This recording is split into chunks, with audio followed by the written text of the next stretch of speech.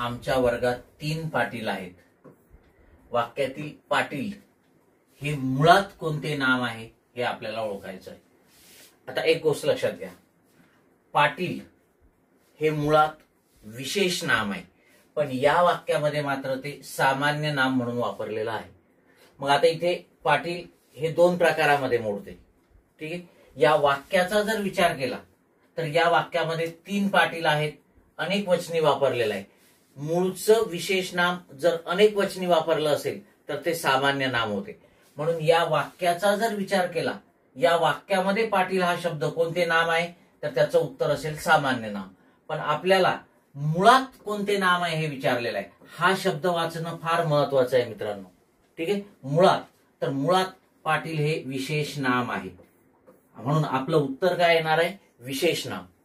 पाटील हे या वाक्यात सामान्य नाम आहे आणि मुळात विशेष नाम आहे. मग असं वाक्य दिल्यानंतर गडबड करायची नाही.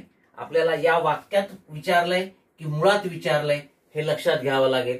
मग जर आपल्याला असं म्हटलं असतं की या वाक्यात पाटील कोणते नाम आहे तर त्याचं उत्तर सामान्य नाम आलं असतं. पण या वाक्यात पाटील हे मुळात कोणतं नाम आहे असं आपल्याला विचारलेलं आहे आणि त्यामुळे ते विशेष नाम आहे.